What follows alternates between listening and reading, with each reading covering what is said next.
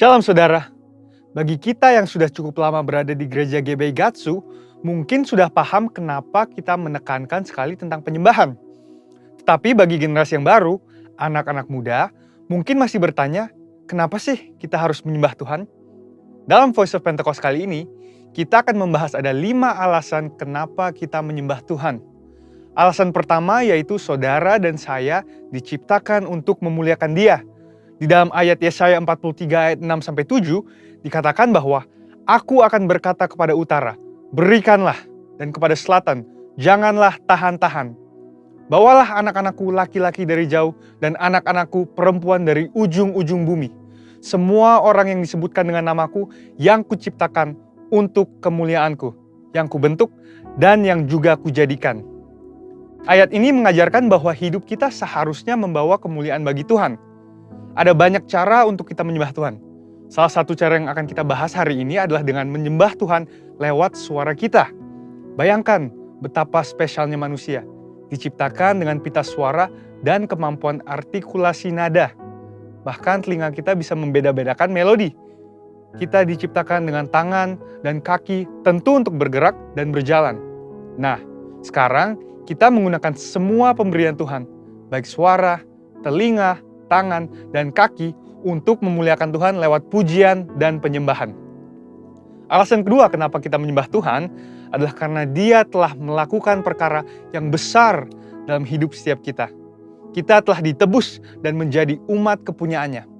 Mari kita baca di dalam 1 Petrus 2 ayat 9. Tetapi kamulah bangsa yang terpilih, imamat yang rajani, bangsa yang kudus, umat kepunyaan Allah sendiri, supaya kamu memberitakan perbuatan-perbuatan yang besar dari Dia yang telah memanggil kamu keluar dari kegelapan kepada terangnya yang ajaib. Kalau kita baca bahasa Inggrisnya dari terjemahan NIV, dikatakan, that you may declare the praises of Him who called you out of darkness. Wow, kita dipanggil dan dipilih untuk mendeklarasikan puji-pujian tentang Allah yang begitu besar dan luar biasa. Tapi bagaimana kita mendeklarasikan puji-pujian tentang Allah? Yaitu dengan memuji dan menyembah Dia dengan segenap kekuatan kita. Tuhan Yesus menebus saudara dan saya di atas kayu salib, supaya kita dipindahkan dari kerajaan gelap kepada terangnya yang ajaib. Keselamatan itu mahal harganya, dan kita tidak mampu membayar itu. Tetapi, karena kasih karunia dan melalui imanlah kita diselamatkan.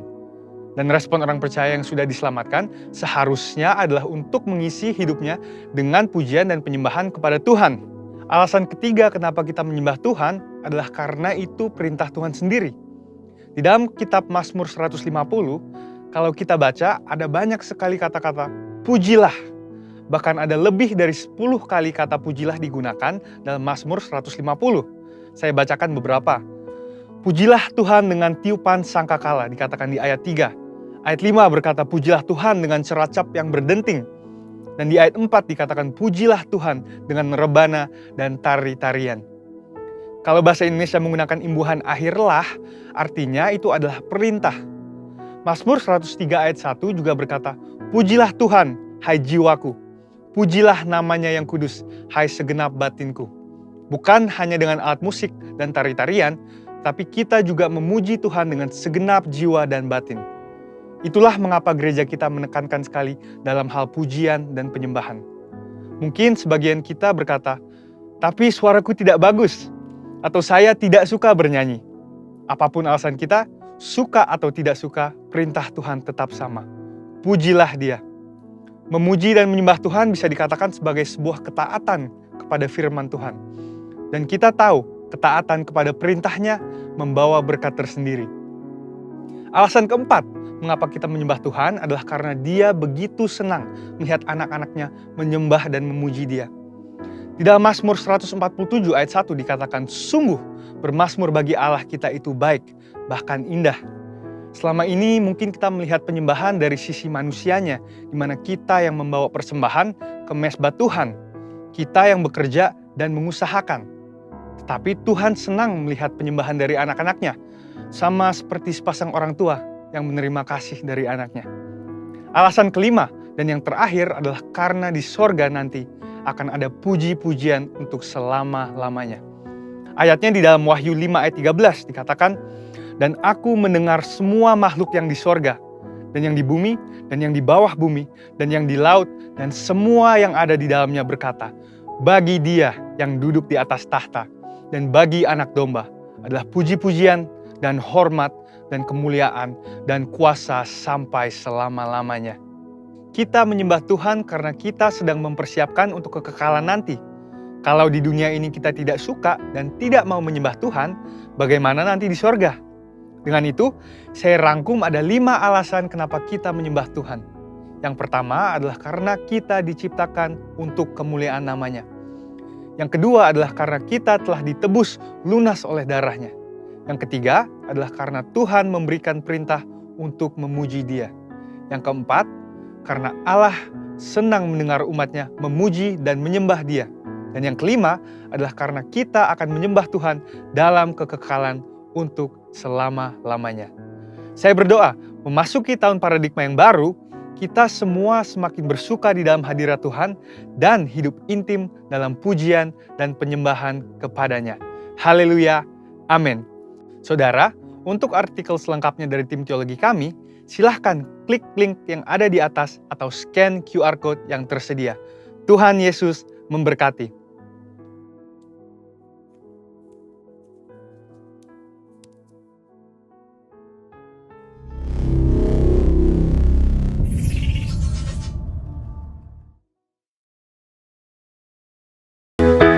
Shalom Bapak Ibu Saudaraku yang terkasih dalam nama Tuhan Yesus.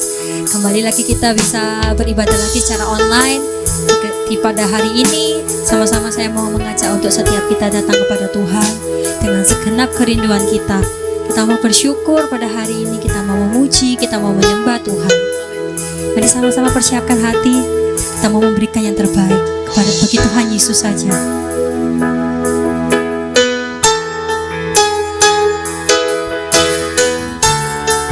Biar lagu ini boleh menjadi kerinduan bagi setiap kita.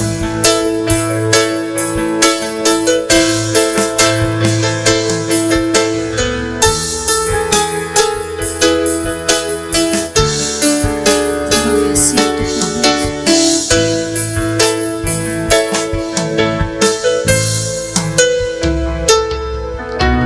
Satu hal yang ku rindu, berdiam di dalam rumah-Mu. Satu hal yang ku pinta, menikmati bait-Mu Tuhan. Satu hal yang ku rindu, berdiam di dalam rumah-Mu. Satu hal yang ku pinta, menikmati bait-Mu Tuhan.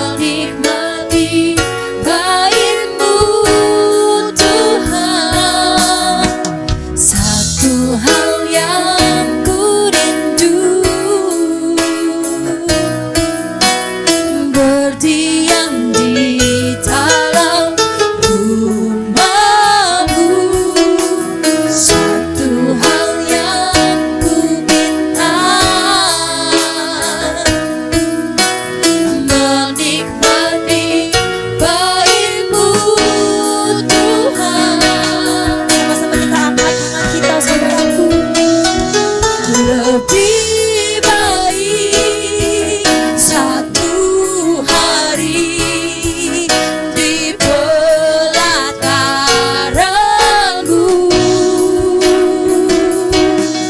daripada 1000 hari di tempat lain.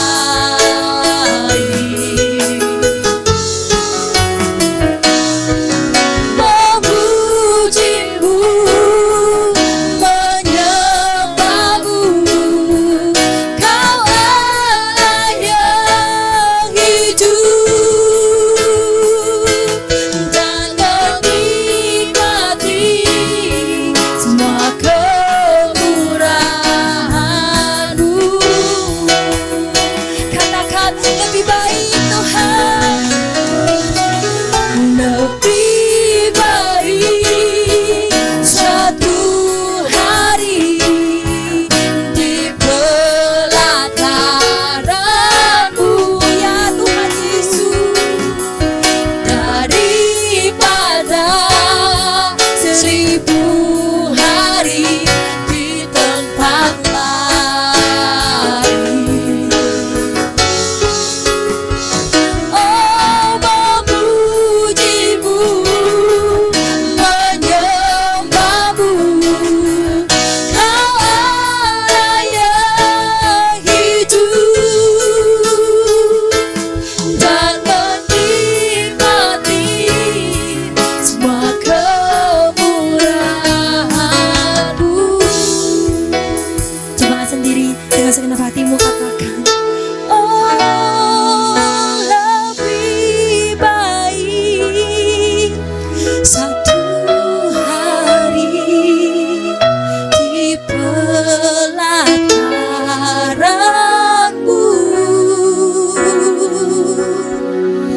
daripada 1000 hari di tempat lain.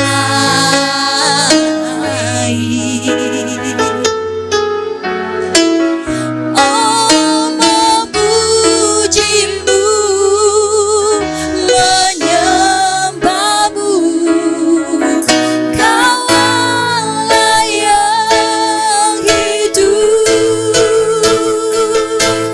dan menikmati semua kemurahan-Mu.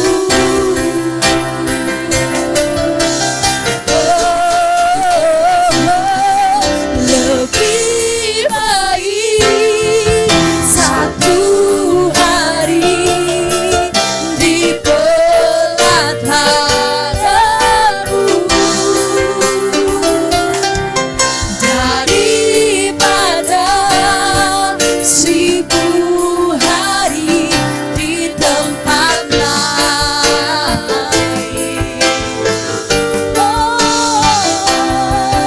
Memujimu, menyembahmu, Kau Allah yang hidup, dan menikmati semua kemurahan-Mu.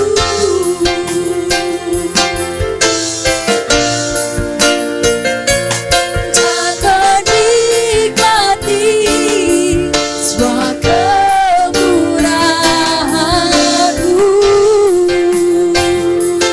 Dan menikmati, dan menikmati semua kemurahan-Mu.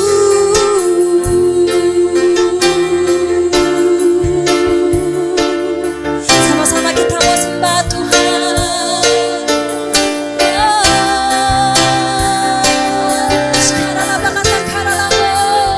Ini setiap kami Tuhan. Angkat suaramu, sembah Dia, mulai panggil Dia Yesus, Yesus Tuhan.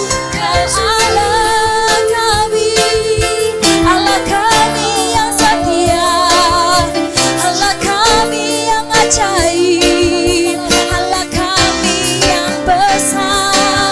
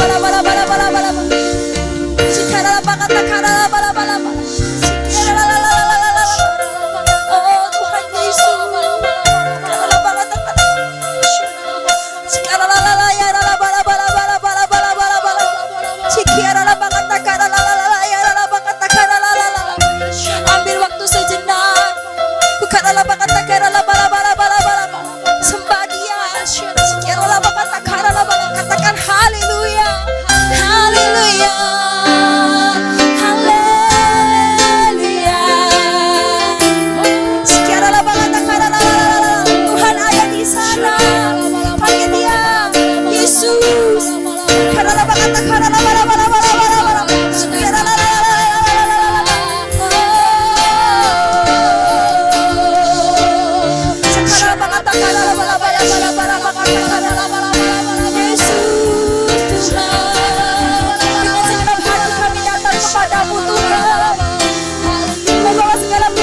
Syukur kami. Terima kasih Tuhan.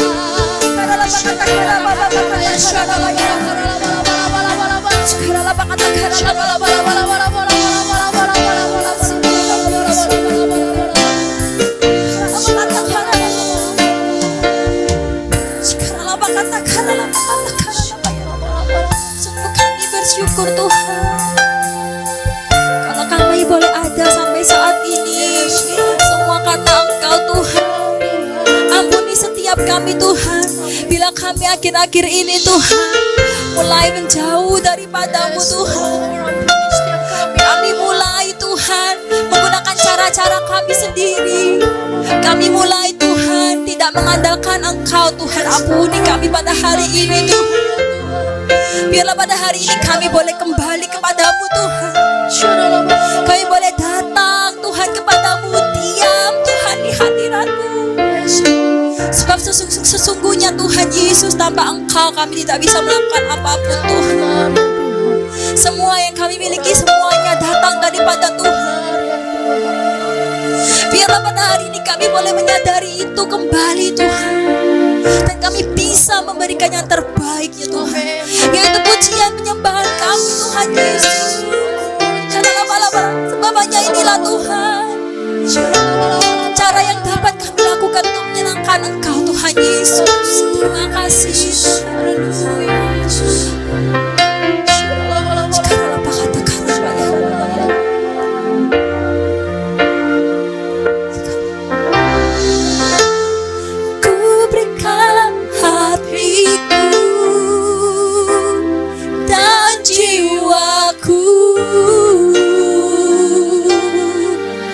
Semuanya bagimu di dalam hidupku,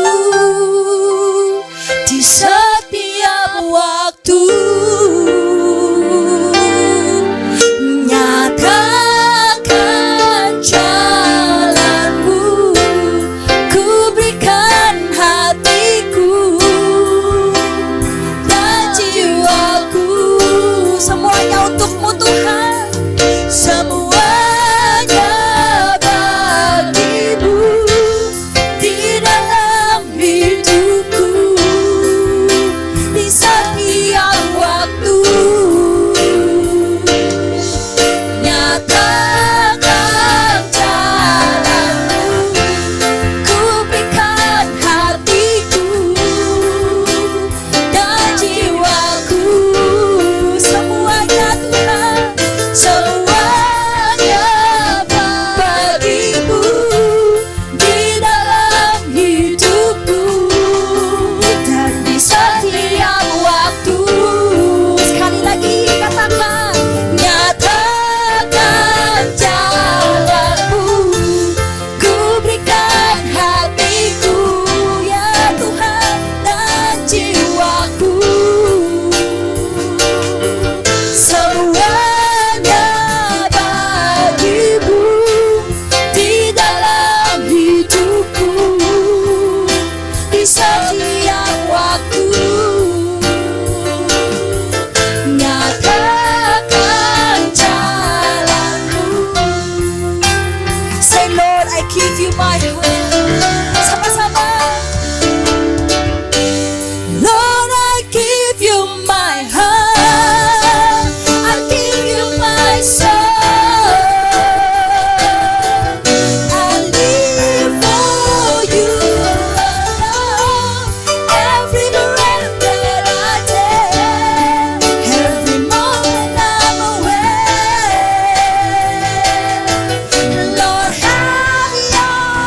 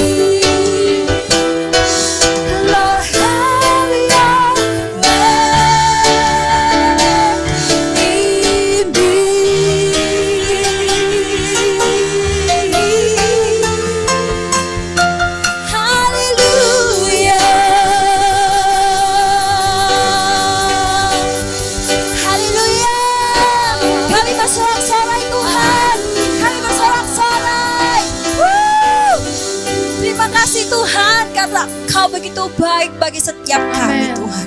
Inilah setiap kami yang mau memberikan seluruhnya Tuhan. Segala pujian penyembahan yang terbaik hanya bagi namamu. Di dalam nama Tuhan Yesus, sama-sama kita katakan amin.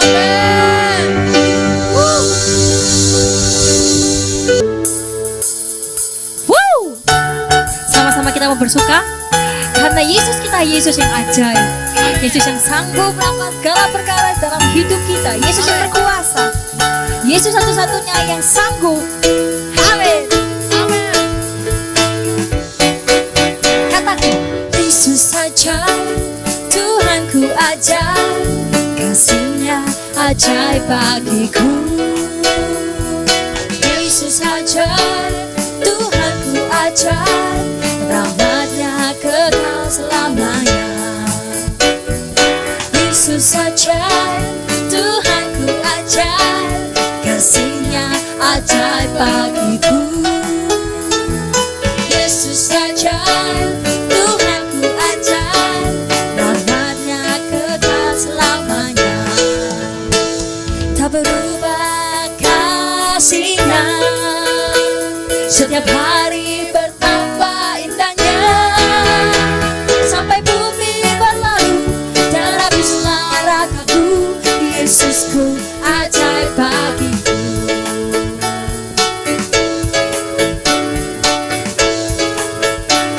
Katakan Yesus ajaib.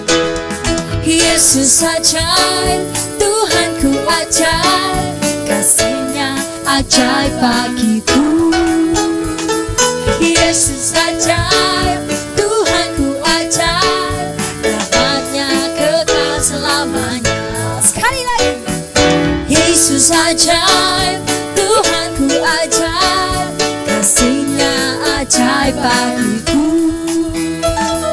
Yesus ajaib, Tuhanku ajaib, rahmat-Nya kekal selamanya. Tak berubah kasih-Nya, setiap hari bertambah indahnya, sampai bumi berlalu dan habislah rakaku. Yesusku ajaib bagiku. Tak berubah, tak berubah kasih-Nya, setiap hari bertambah indahnya, sampai bumi berlalu dan habislah rakaku. Yesusku ajaib bagiku. Yesus ajaib, Dia berkuasa, ada mujizat sebab Yesus ajaib.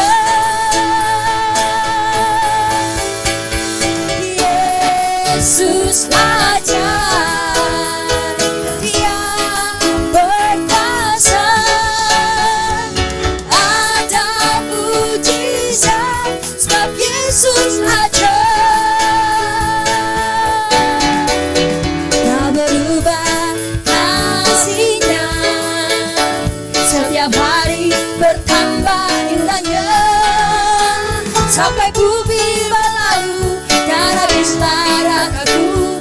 Yesusku ajaib bagiku. Tak pernah berubah, tak berubah kasih-Nya, setiap hari bertambah indahnya, sampai bumi berlalu dan habislah rakaku.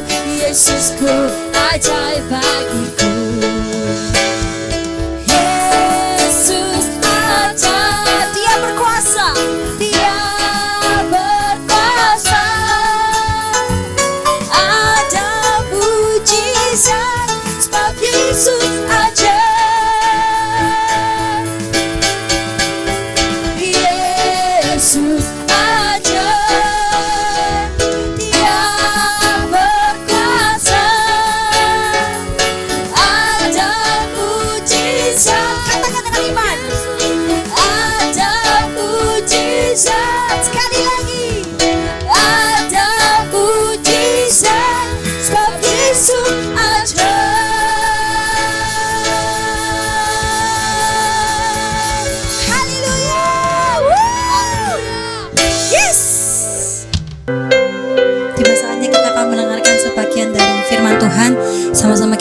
menyediakan hati kita.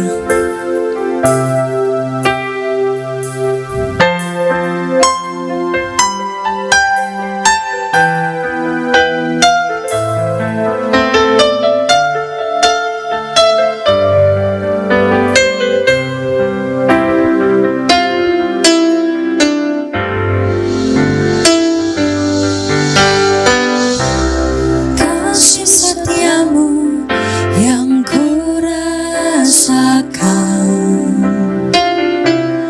lebih tinggi dari langit biru.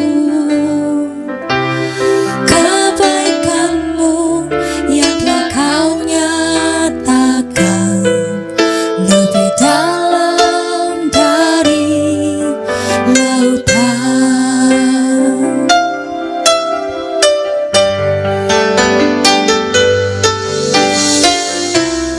Berkat-Mu yang telah ku terima sempat membuatku terpesona. Apa yang tak pernah ku pikirkan, itu yang kau sediakan bagiku. Siapakah aku ini Tuhan? Jadi biji mata-Mu. Dengan apakah ku balas Tuhan selain puji dan sembah Kau? Dari awal sama-sama kita menyanyikan dengan sungguh hati. Katakan, kasih setiamu yang ku rasakan lebih tinggi dari langit biru. Kebaikan-Mu yang telah kau nyatakan lebih dalam dari lautan. Berkat-berkat-Mu Tuhan, berkat-Mu yang telah ku terima sempat membuatku terpesona. Apa yang tak pernah ku pikirkan, itu yang kau sediakan bagiku. Sama-sama kita mau nyanyikan. Siapakah aku ini Tuhan? Jadi biji mata-Mu. Dengan apakah ku balas Tuhan selain puji dan sembah Kau? Siapakah aku ini Tuhan? Jadi biji mata-Mu. Dengan apakah ku balas Tuhan selain puji dan sembah Kau? Siapakah aku ini Tuhan? Jadi biji mata-Mu, ya Tuhan. Dengan apakah ku balas Tuhan selain puji dan sembah Kau? Siapakah aku ini Tuhan? Jadi biji mata-Mu. Dengan apa Tuhan? Dengan apakah ku balas Tuhan selain puji dan sembah Kau. Sekali lagi dengan sungguh hati katakan, siapakah aku ini Tuhan, jadi biji matamu. Dengan apakah ku balas Tuhan, selain puji dan sembahan,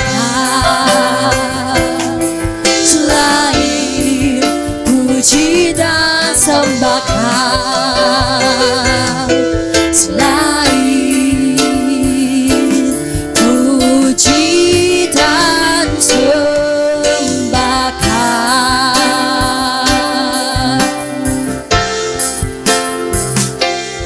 Sungguh kami bersyukur Tuhan Yesus. Terima kasih Tuhan buat kesempatan pada hari ini kami boleh memuji dan menyembah Engkau Tuhan. Kalau sebentar kami akan menerima sebagian dari firman-Mu Tuhan. Berbicaralah kepada setiap kami Tuhan. Biarlah pada pagi hari ini kami boleh mendapatkan sesuatu yang baru dari firman-Mu. Terima kasih Tuhan, kami siap mendengarkan hanya di dalam nama Tuhan Yesus. Sama-sama kita katakan amin.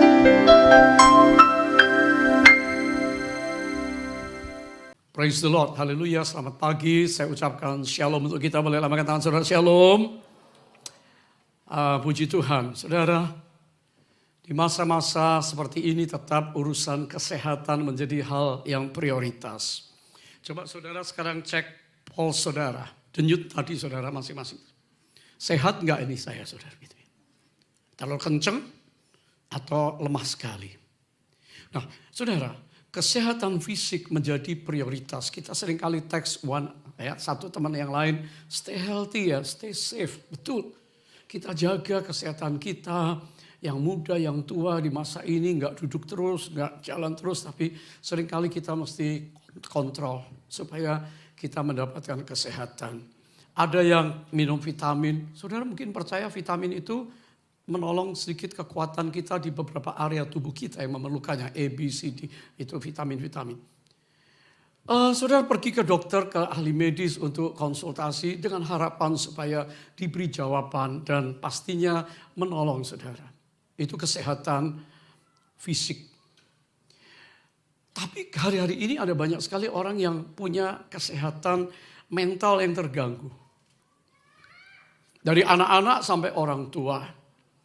Jadi stres, pikiran kalut, khawatir, kacau. Semuanya rasanya tertuju kepada diri sendiri. Gak mampu, gak kuat, gak bisa. Oh saudara, stres, anxiety, ya, lalu depression.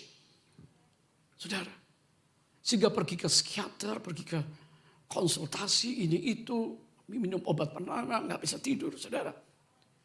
Tetapi yang lebih penting lagi adalah kesehatan spiritual.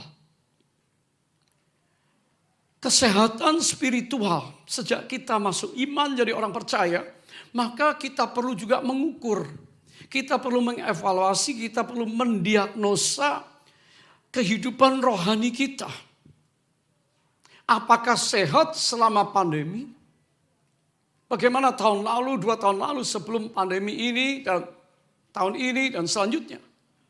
Kesehatan rohani ini sangat penting. Karena dimulai manusia roh, punya jiwa, pikiran, kehendak, perasaan, punya mendiami tubuh ini. Jadi urusan rohani ini urusan terpenting. Dan orang hari ini merasa tenang, merasa selamat, merasa terlindungi kalau urusan rohani ini juga beres.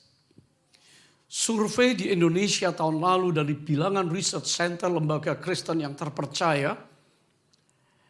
Untuk semua aliran gereja dari mainstream Protestan, lalu Injili, Pentakosta, Karismatik.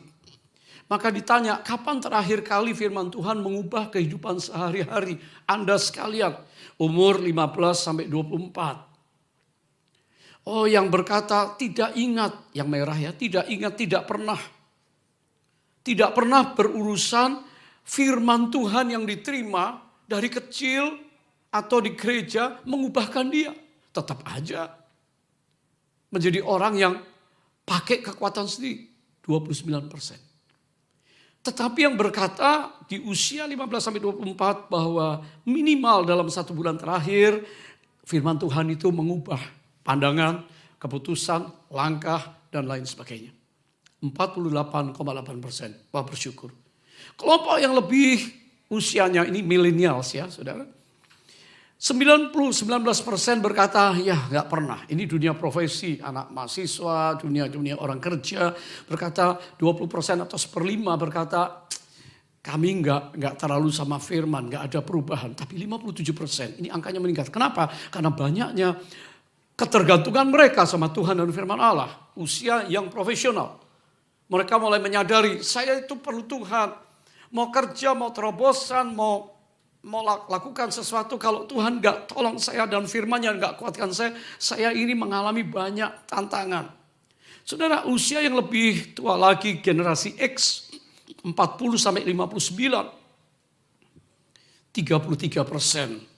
Yang sepertiga gak touch, gak relate, gak connect sama firman Tuhan. Tetapi 45% berkata iya. Yang merah naik, yang hijau pasti turun. Yang ajaib adalah usia baby boomers. Ya, yang lahir tahun 60-an dan selanjutnya saudara. Juga ini orang yang tenang-tenang tetapi nyaman. Oh sudah punya anak, cucu, sudah beres urusan saya. Nikmatin aja tapi gak mau berubah juga. Kalau di masa muda gak berubah, waktu tua juga saya begini juga oke kok saudara. Tetapi yang mau menerima firman dan mengalami sebuah metamorfosis, yaitu transformasi, itu 38,5%. Ya, saudara, ini berurusan dengan experience, pengenalan akan Tuhan, bergantung, berhubungan dengan Tuhan, dan juga relationship, kehidupan, persekutuan dengan Tuhan. Nah, saudara, mari kita lihat satu angka yang lain. Apakah dalam personal practice adanya persekutuan keluarga dalam 1 bulan terakhir? Maka ada yang berkata jarang, tidak pernah. Doa bareng keluarga, ketemu bareng untuk hal-hal kehidupan rohani.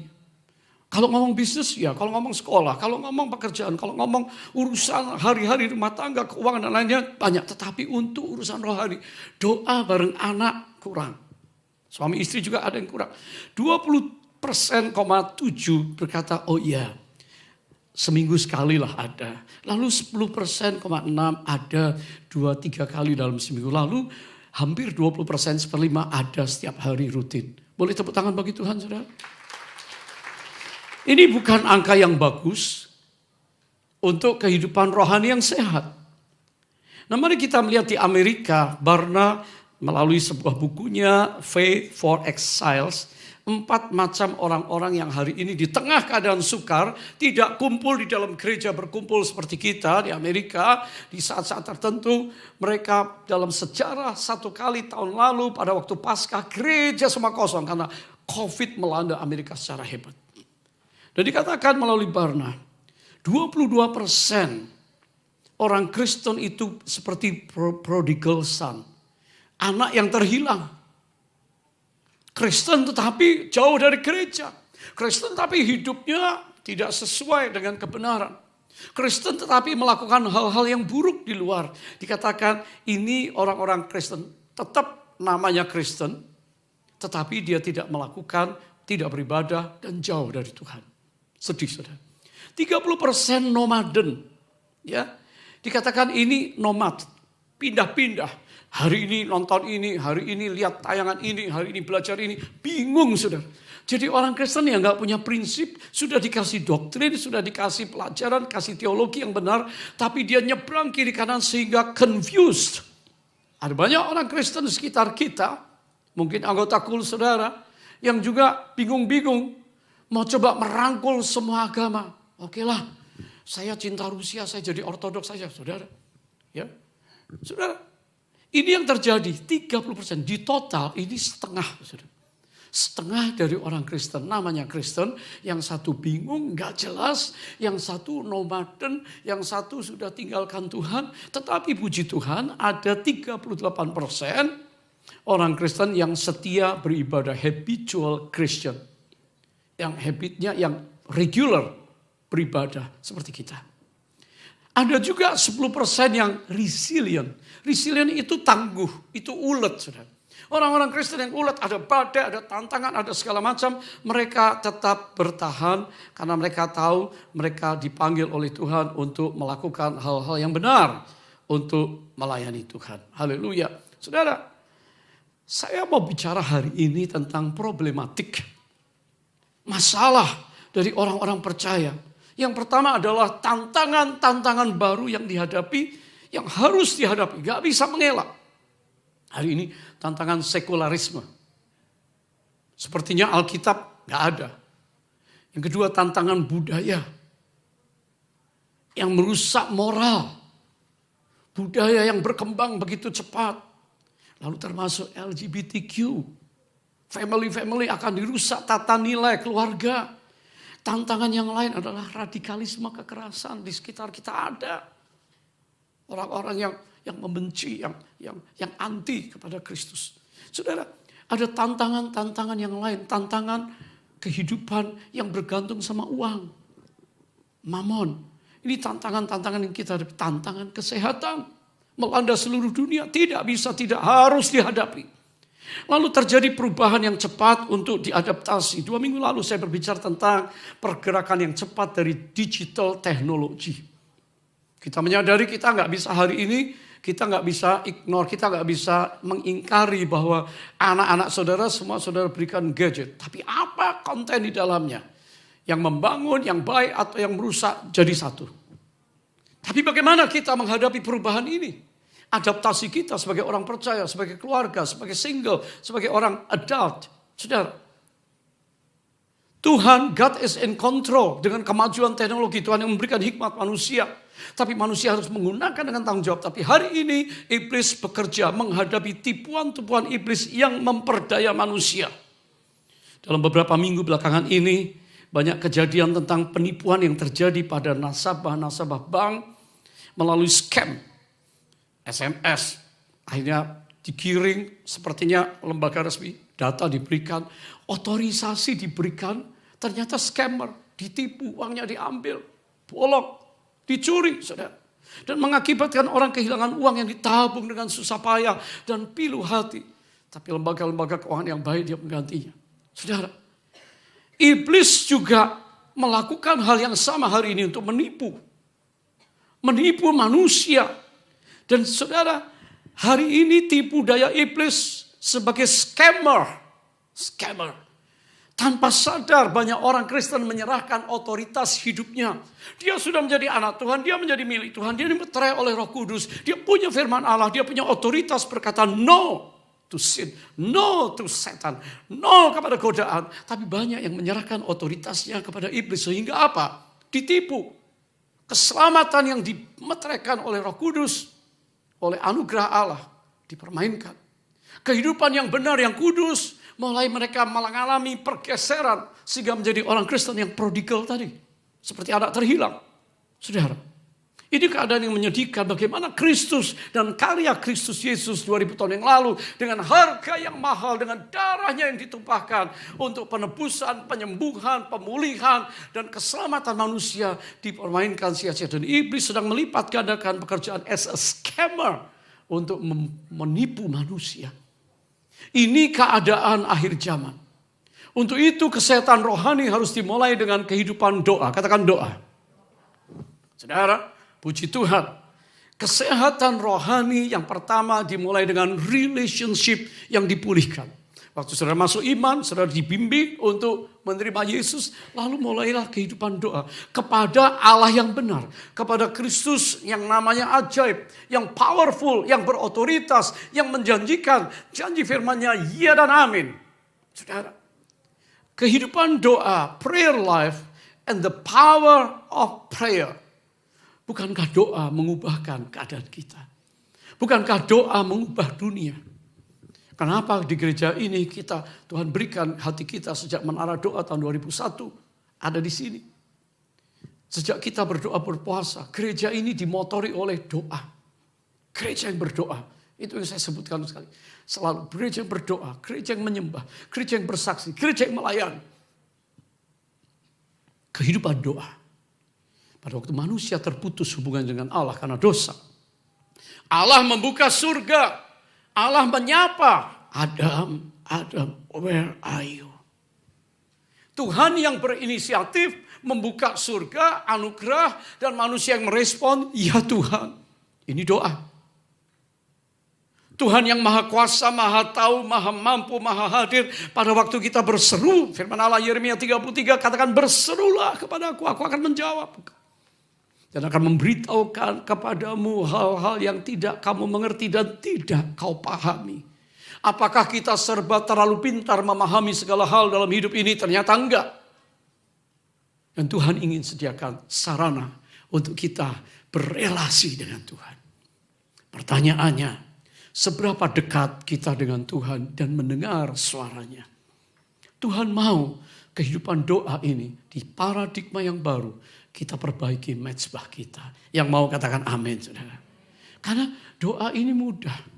Kalau orang-orang kepercayaan lain ada berdoa 3 kali sehari, teratur. 5 kali, 5 waktu teratur.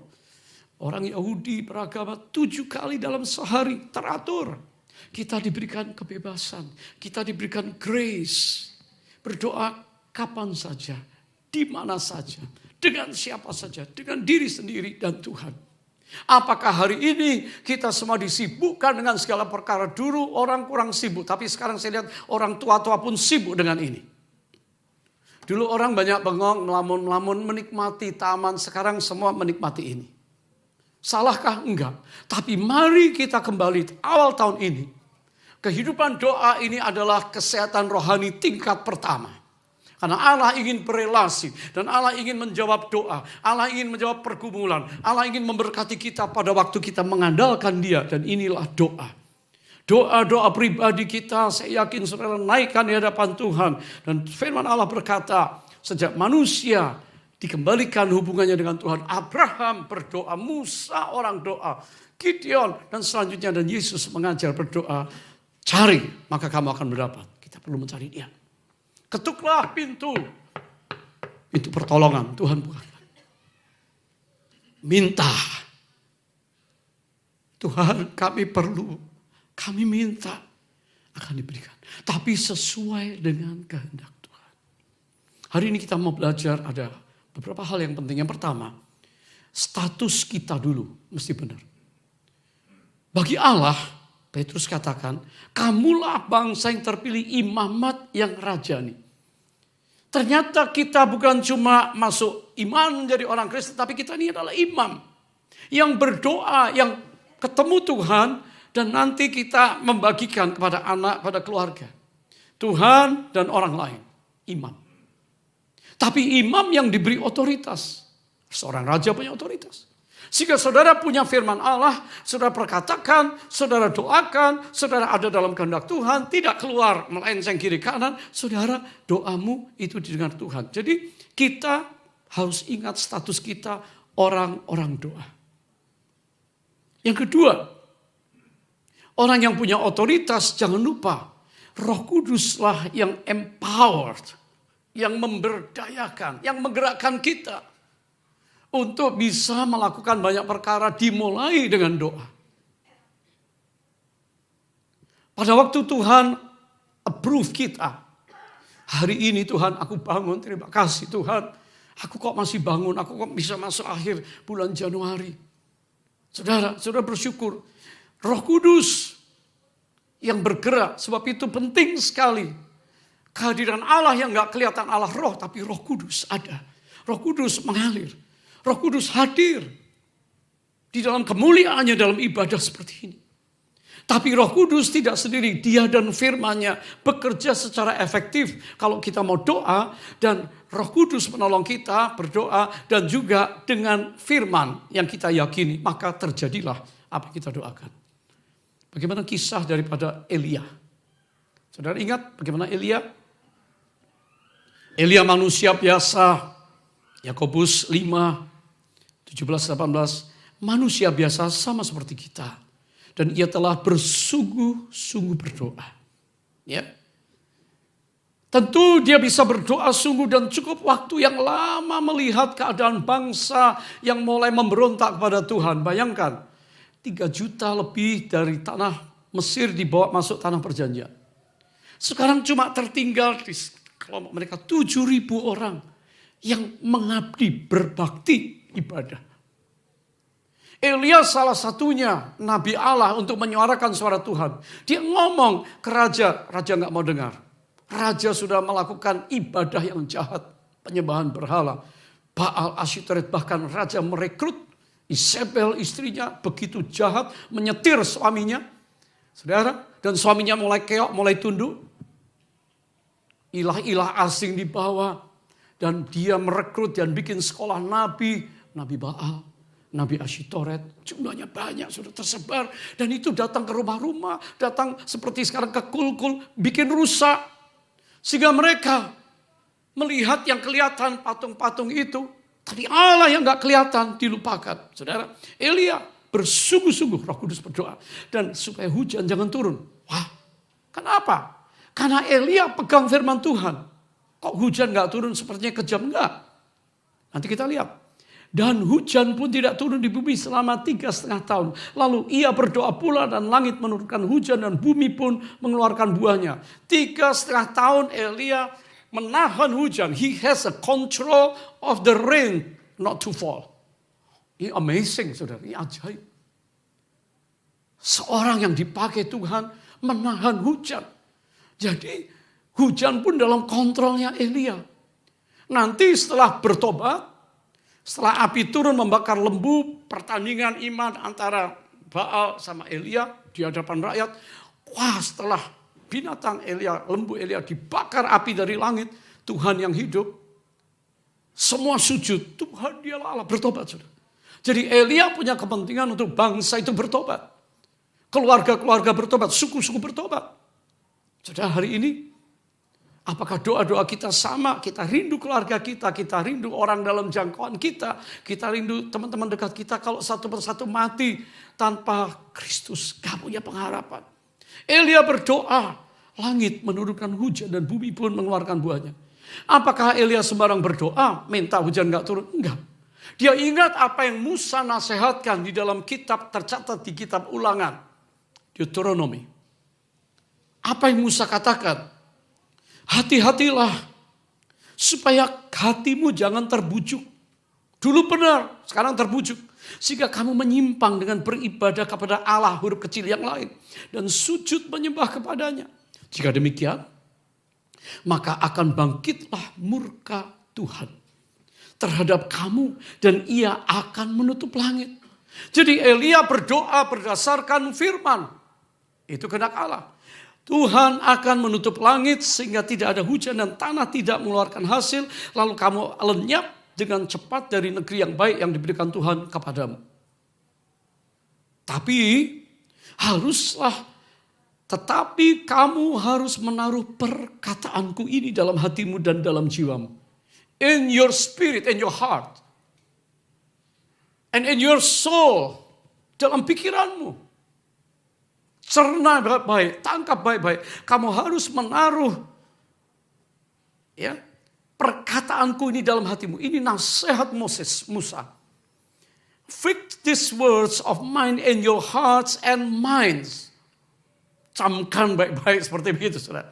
Kamu harus mengikatkannya sebagai tanda pada tanganmu. Selalu ingat. Dan haruslah itu menjadi lambang di dahimu. Ingat. Itu orangnya. Saudara. Jadi Elia berdoa sesuai dengan janji Allah. Sesuai dengan ikat janji Allah, covenant-nya Tuhan. Tuhan bikin janji gak mungkin sembarangan, sampai kekal. Dan hari ini janji Allah masih berlaku untuk kita semuanya. Berikan tepuk tangan buat Tuhan, saudara.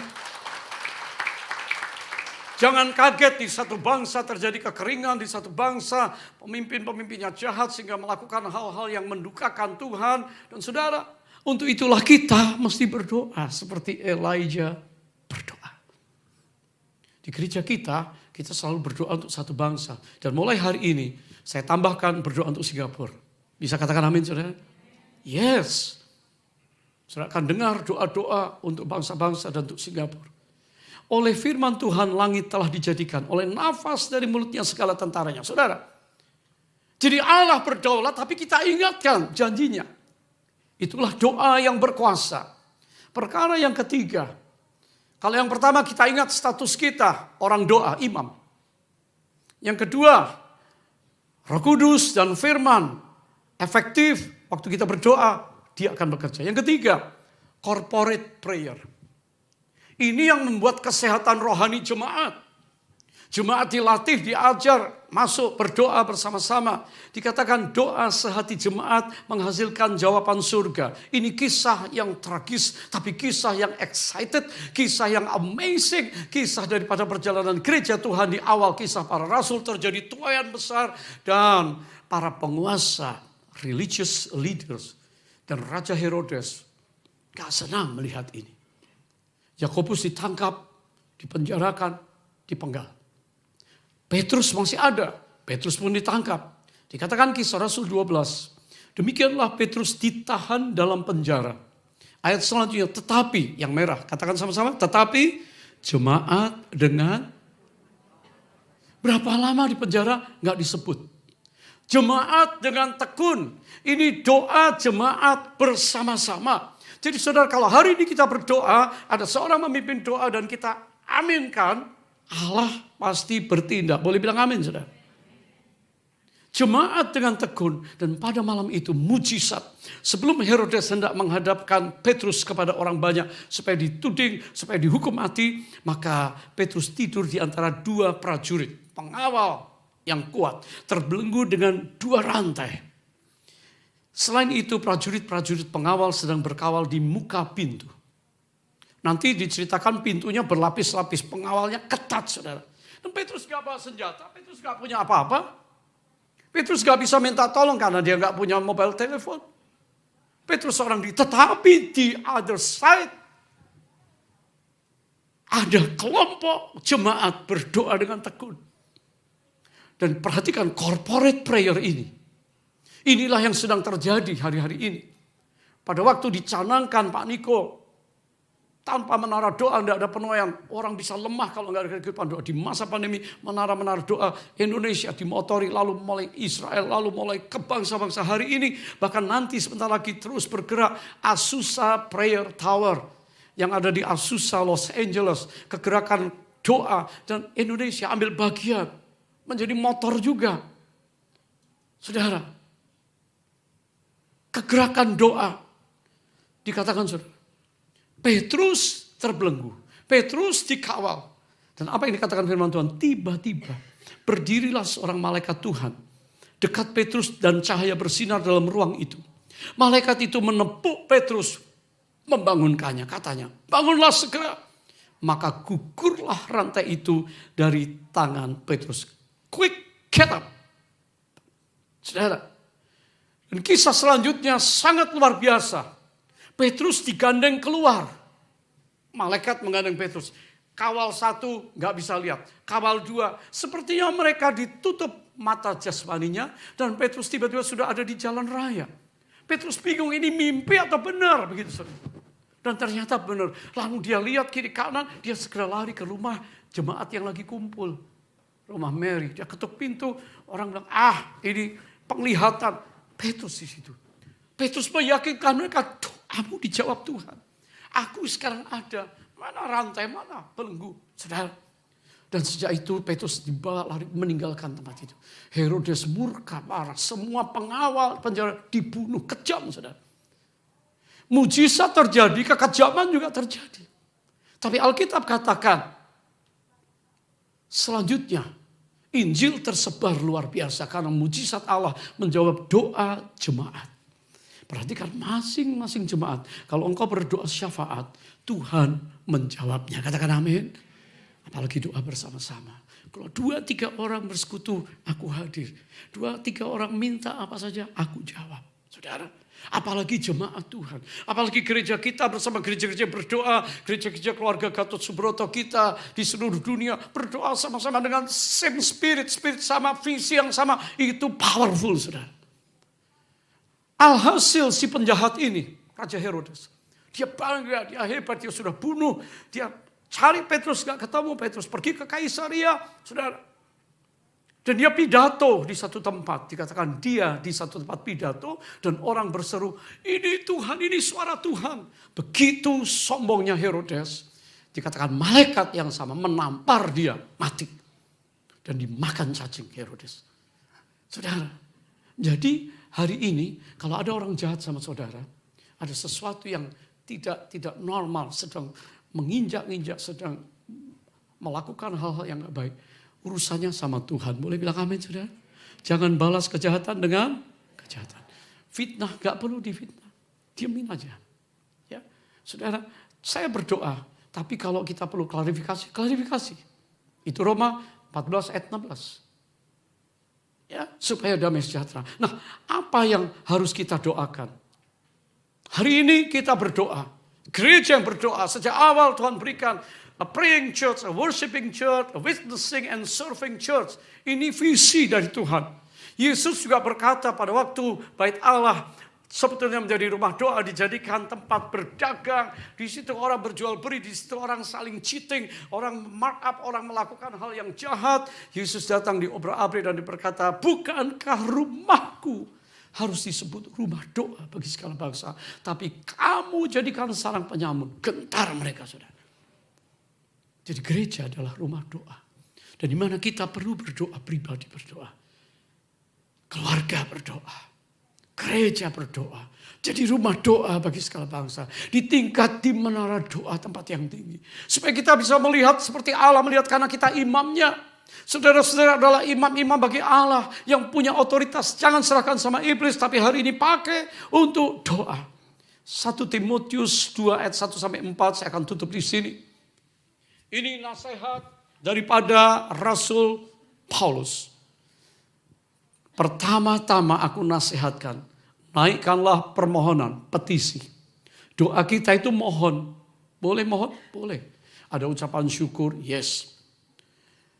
Kita nggak doa karena dihafal. Kita nggak berdoa cuma menghafal doa Bapa kami dengan santun tunduk kepala. Seringkali kita doa angkat wajah kita karena kita tahu Dia menyinari kita. Dengan anugerah, dengan kasih karunia, dengan pertolongannya. Dia mau tolong kita pada waktu kita berseru. Saudara, naikkan permohonan. Doa syafaat. Untuk diri kita, yes Tuhan tahu. Tapi untuk orang lain. Untuk gereja Tuhan. Untuk dikatakan, untuk semua orang. Hari ini mulai perluas cakrawala doa saudara. Perluas doa saudara untuk semua orang di sekitar yang kau lihat, yang kau jangkau, yang bisa saudara temui. Doakan. Sebelum kau sampaikan kesaksian, sebelum kau penginjilan, sebelum beritakan tentang Kristus, doakan. Allah bekerja melembutkan hati mereka. Doa, prayer, change things. Katakan amin. Tepuk tangan kita sekali lagi. Wah, haleluya. Saya ingin berkhotbah panjang tentang materi, tetapi waktu kita tidak bisa. Doa untuk raja-raja, untuk semua pembesar. Ini bicara tentang government. Ini bicara tentang pemerintah. Saudara, pemerintah itu ditunjuk, ditetapkan oleh Allah. Jadi kalau kita berdoa untuk all men, semua orang, oke, supaya semua baik dan mengenal Tuhan. Tapi kita berdoa untuk pemerintah karena Allah melakukan segala sesuatu melalui pemerintah. Apa kita nggak bersyukur sama pemerintah Singapura? Banyak orang di luar sana yang komplain, grumbling, ngoceh-ngoceh, blaming pemerintah. Pemerintah kita care sama rakyatnya. Pemerintah kita sediakan fasilitas yang terbaik supaya jangan ada orang terpelecok masuk ke lumpur. Semua jalan di Singapura begitu rapi. Pemerintah care sama orang sakit, pemerintah kasih berkat, pemerintah ciptakan suasana yang teduh, yang nyaman, yang harmoni, yang peaceful. Jadi kalau kita berdoa untuk pemerintah, itu kehendak Tuhan. Supaya apa? Supaya pemerintah memfasilitasi rakyatnya, memfasilitasi kita beribadah. Ada pemerintah yang kejam, yang menyiksa orang-orang percaya, ditangkap, penjarakan, dibunuh, difitnahkan, diadili. Saudara, itu yang harus kita doakan. Jadi kalau kita berdoa untuk pemerintah, supaya ada good and clean governance. Memerintah dengan bersih dan benar. Good government. Saudara, karena pemerintah yang baik, yang bersih, rakyatnya akan disejahterakan. Tadi kita nyanyi, ya Allah damai sejahtera kuduskan aku. Supaya roh, jiwa, mikirnya enak. perasaannya tenang. Kita mau bikin ini sesuai rule, pemerintah bikin aturan yang enak, yang baik. Ditaati aja aman. Ditaati aja selamat. Ditaati saja semuanya baik. Kita punya pengalaman hidup melanggar sesuatu mungkin pernah, kita semua pernah salah kok. Tapi hari ini syukuri. Bisakah kita berdoa untuk pemerintah ada? Indonesia.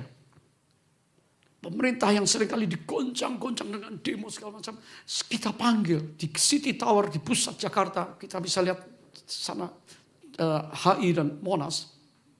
A call to pray. Malam hari kita panggil jemaat pengerja berdoa. Corporate prayer. Jemaat berdoa. Di malam-malam bahaya untuk Jakarta. Bertahun-tahun sejak tahun 2005. Dilanda berbagai hal. Saya nggak usah sebutkan. Saudara tahu keadaan Indonesia. Kelompok-kelompok yang selalu ingin menggoncang pemerintah dan membuat keributan, ingin menggantikan dasar negara dan semua hal yang ada. Tapi Tuhan itu intervensi karena doa gerejanya. Boleh katakan amin, saudara. Sehingga hari ini pemerintah Indonesia bersih. Belum pernah dalam 1 dekade ini Natal tahun baru seperti kemarin. Peaceful. Damai, seluruh pelosok Nusantara orang bebas beribadah Natal dan Tahun Baru. Boleh katakan amin. Jadi doa-doa kita untuk Indonesia, doa-doa kita untuk Singapura, untuk pemerintah yang bersih, yang baik, yang dari Tuhan melakukan sesuatu untuk rakyatnya, pemerintah yang baik, ini kehendak Allah. Supaya apa? Supaya kita hidup tenang dan tentram dalam segala kesalehan dan kehormatan. Kita kan mau saleh, mau benar, mau hidup yang baik. Doakan pemerintah. Jadi jangan kaget kalau kita berdoa untuk Singapura.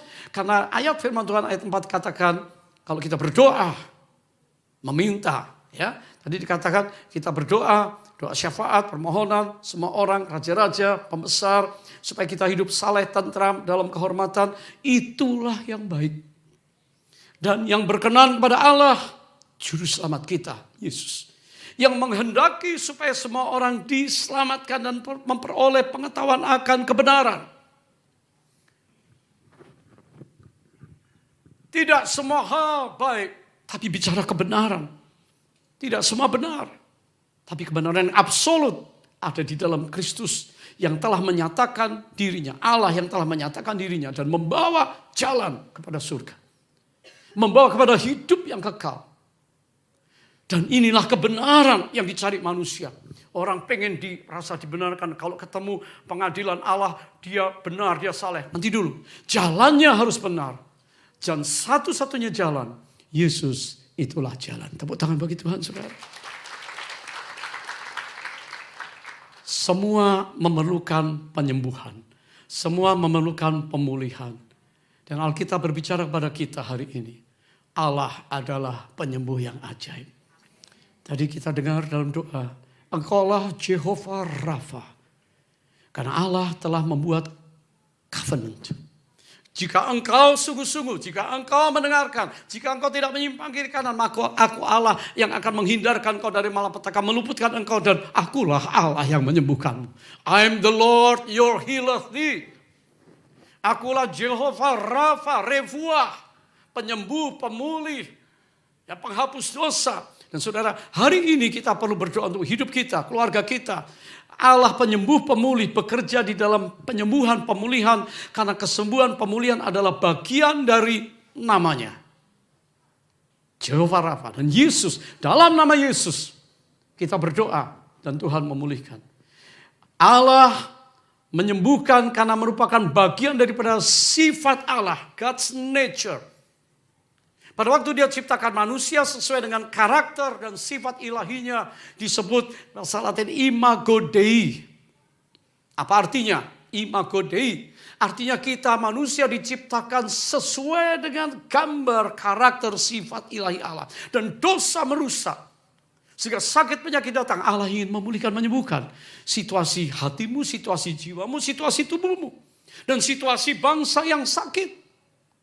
Dan itulah Allah yang menyembuhkan karena merupakan bagian daripada sifat Allah. Kerajaannya turun. Dan yang ketiga, Allah di dalam karya pemulihan, kesembuhan, restorasi dan healingnya. Ini adalah ikat janji Allah. Jika kamu, maka aku. Dan ikat janji itu tetap sampai hari ini Allah pegang. Dan kita yang memegang ikat janji itu, kita akan melihat kalau jemaat Tuhan punya kuasa, rule. Herodes tidak punya kuasa, dia pemerintah. Tapi malaikat bisa tampar dia. Kalau Elia punya Roh Kudus dan firman Allah, dia punya kuasa untuk membalikan hati banyak orang bertobat. Hari ini saudara diberi kuasa oleh Roh Kudus. Kuasa nama Yesus, ikat janji firman-Nya yang kau praktekkan dalam hidupmu. Engkau juga akan melihat pemulihan dan kesembuhan dalam hidup kita. Amin.